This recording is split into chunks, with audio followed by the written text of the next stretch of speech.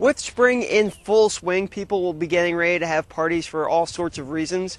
Memorial Day, graduations, even the 4th of July is right around the corner. And not to put any additional pressure on you, but your party could be made or broken by your choice of appetizer. Now have no fear, because I am here to show you how to make the world's greatest hors d'oeuvre, as it's called in French. So with that, let's head on inside and kick off that little segment that I like to call Cooking with Gary. Cooking with Gary, cooking with Gary, yeah.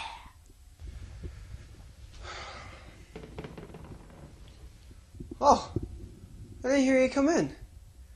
Well, in today's episode of Cooking with Gary, I'm going to show you how to make my absolute favorite appetizer. Some call them pigs in a blanket, others call them cocktail weenies.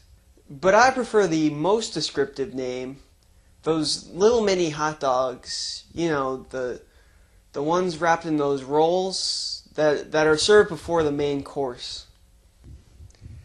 Now at this point I know some of y'all are worried and you're saying to yourself, how can I maintain my classy image by serving those little hot dogs in one of those rolls, you know, the ones that are served before the main course?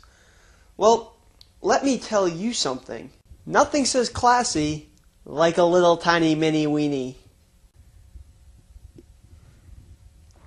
Now that I've gotten all of your fears out of the way, let's see what you need to make your pigs in a blanket.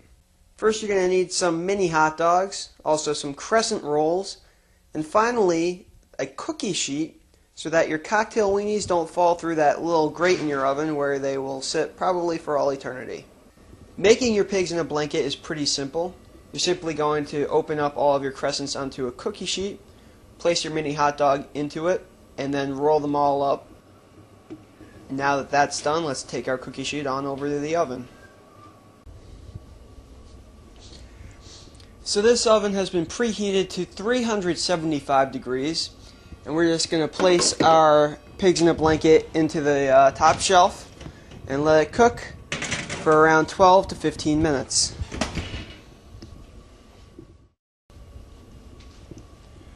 Well, our time is up. Let's take a look in here, see if they're done. The way you can tell is they'll have a nice golden color when they're done, and if they're not done, you can just keep them in there for a couple extra minutes. These look perfect. Let's head on over and give them a try. Alright, let's give this a try. They look so good. Here we go.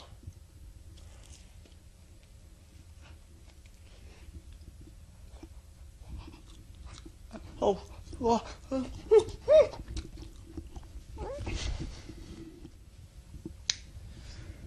So now let's lay them down here. And I'm going to suggest you let these cool for a little while because they might be a little toasty. We'll come back in a few minutes.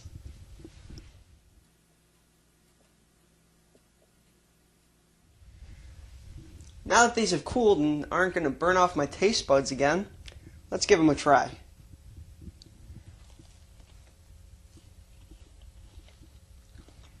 That's good. From my kitchen to your kitchen, have a nice summer. I'm Gary Orr, your cholesterol reporter at Syracuse University. Cooking with Gary, yeah.